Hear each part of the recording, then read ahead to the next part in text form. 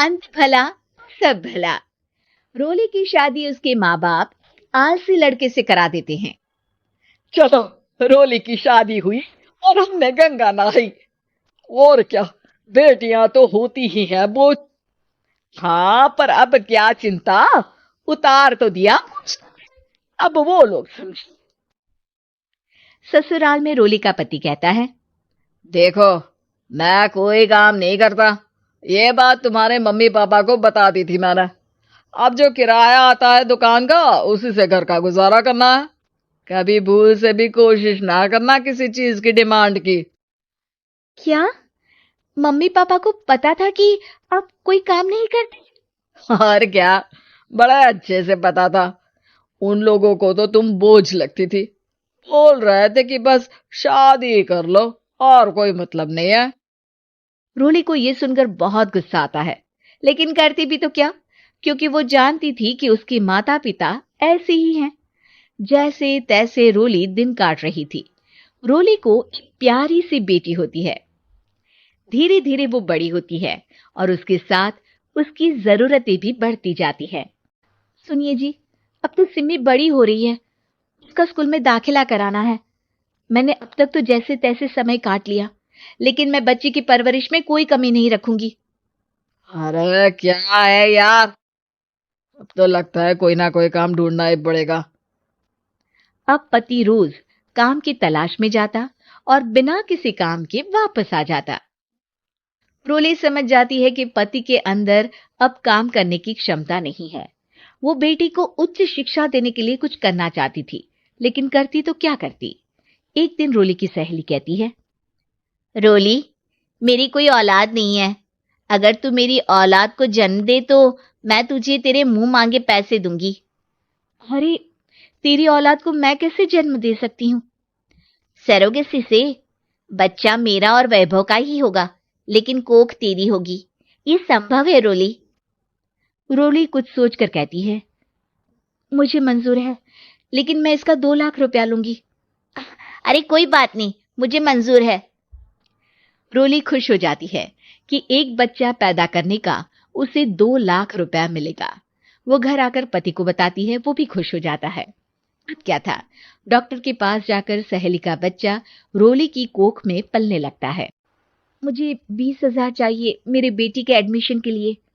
हाँ हाँ ठीक है, मैं उसके एडमिशन से लेकर सारे खर्चे उसके अकाउंट में डाल रही हूँ। रोली की बेटी का एडमिशन हो जाता है। रोली को लगता है कि वो अब सब कुछ ठीक कर देगी। दिन और महीने आगे बढ़ते हैं। अब एक दिन, एक बात कहूं जी, काश इस बच्चे को मैं रख पाती। मैं अब इससे काफी जुड़ गई हूँ। अरे यार, पता नहीं किसका बच्चा है, अपने पास है ना अपनी मुन्नी। हाँ, लेकिन अब मैं भी इस बच्चे से जुड़ाव फील करने लगी हूँ। लेकिन मैं ये जानती हूँ कि ये मेरा बच्चा नहीं है। दोनों की जिंदगी ठीक चल रही थी, लेकिन कहते ना कि सुख का पल ज्यादा लंबा नहीं होता। एक दिन रोली की सहेली का फोन आता है। रोली, मुझे अब ये बच्चा नहीं चाहिए, मैं अपने पति को छोड़ रही हूँ। अरे लेकिन मुझे पैसों की जरूरत है, बच्चा तुम्हारा है, मैं क्या करूंगी? सहेली बिना कुछ बोले फोन काट देती है, फोन स्विच ऑफ कर देती है। लेकिन रोली के जीवन का तूफान यहीं नहीं रुकता। रोली, मैं इतना भार नहीं उठा सकता। आज पढ़ाई का पैसा मांग रही हो, कल को शादी, कॉलेज और पता नहीं क्या क्या। मैं तुम्हें छोड़ रहा हूँ। अपनी बच्ची उठाओ और निकलो इस घर से। अरे कर तो रही हूँ ना बच्चे के लिए काम, आप आराम से रहिए ना। क्या काम कर रही हो, देख रहा हूं मैं। ये छोटा शहर है, यहाँ लोगों को बात बनाते वक्त नहीं लगता। तो मैं क्या करूं? ज्यादा पढ़ी लिखी नहीं हूं, कैसे घर के खर्चे चलाऊं? और आप तो काम करना ही नहीं चाहते। हाँ, ना चाहता हूं और ना ही करूंगा। रोली को पति की बात पर काफी गुस्सा आ जाता है। ठीक है, अगर मेरे जीवन में संघर्ष ही लिखा है तो वही सही। इस वक्त पति होने के नाते आपको मेरा साथ देना चाहिए था, लेकिन नहीं, आपने तो इस हाल में मुझे घर से बाहर निकालने की बात कह डाली। देखो, ये सारी फालतू की बातों के लिए वक्त नहीं है मेरे पास। रोली, जिसकी कोख में किसी और का बच्चा था और साथ छोटी सी बेटी, पति का घर छोड़कर रास्ते पर आ जाती है। रोली के पास मायके के सिवा दूसरा कोई रास्ता नहीं होता। अरे रोली कैसी है? कितने दिनों के लिए आई है? हमेशा के लिए माँ। वो माँ को सारी बात बता देती है। ओए लड़की, इतनी हिम्मत का काम कर लिया। अरे ना ना, यहाँ कोई जगह नहीं है। तुम तो अपना बोरिया बिस्तर उठाओ और निकलो यहाँ से। रोली के पास अब मायके का रास्ता भी नहीं बचता।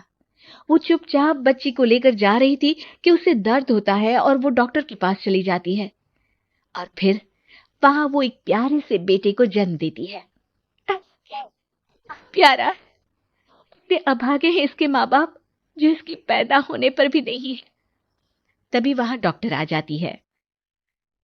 रोली, बच्चे के पिता तुमसे मिलना चाहते हैं। का बहुत बहुत शुक्रिया।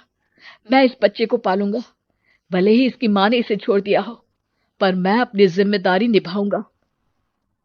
तो क्या आप मुझे इसके पैदा करने के लिए जिन पैसों की बात हुई थी वो भी देंगे? हाँ, और साथ ही आप चाहें तो मेरे घर में रहकर मेरे बच्चे की देखभाल भी कर सकती हैं। मैं उसके लिए आपको सैलरी दे दिया करूंगा। रोली को लगता है कि जैसे भगवान ने उसके लिए सुकून का रास्ता खोल दिया। वो अब मुकेश के साथ उसके घर चली जाती है, जहां रहकर वो उस बच्चे की देखरेख करती है। अब मुकेश के घर को रोली अच्छे से संभाल लेती है। उसके लिए खाना बनाने से लेकर बच्चों की देखभाल और घर की देखरेख। धीरे धीरे मुकेश को रोली से प्यार हो जाता है। रोली, तुम्हारी बेटी और मेरा बेटा बिल्कुल भाई बहन की तरह साथ रहते हैं। हाँ, आखिर है तो एक ही कोख के बच्चे, अटैचमेंट तो होगा ही ना। रोली, तुमने घर और मुझे दोनों को संभाल लिया। ये तो मेरा काम है। आपने भी तो मुझे छत दी जिससे मैं अपनी बेटी की पढ़ाई और भविष्य के लिए पैसे जोड़ सकूं। अब रोली, क्या तुम मुझसे शादी करोगी? मैं जानता हूं तुम्हारी भी शादी कुछ खास अच्छी नहीं रही। रोली को मुकेश की बात ठीक लगती है। वो उसे हाँ बोलने की सोच ही रही होती है कि उसके पहले पति का फोन आ जाता है। रोली, मैं बहुत परेशान हूं। मेरा एक्सीडेंट हो गया है। मैं चाहता हूं तुम वापस आ जाओ। रोली को पुराने पति की चिंता होने लगती है। वो सोचती है कि वो क्या कर रही थी। हाँ, हाँ ठीक है, मैं आ रही हूँ। हाँ रोली, आ जाओ, लेकिन बच्ची को कहीं हॉस्टल में छोड़कर आना, क्योंकि मैं नहीं चाहता कि हम लोगों के बीच फिर से वो सारी बातें हो। रोली को समझ आ जाता है कि पति आज भी सुधरा नहीं है। वो पति के पास जाने से इनकार कर मुकेश को हाँ कर देती है।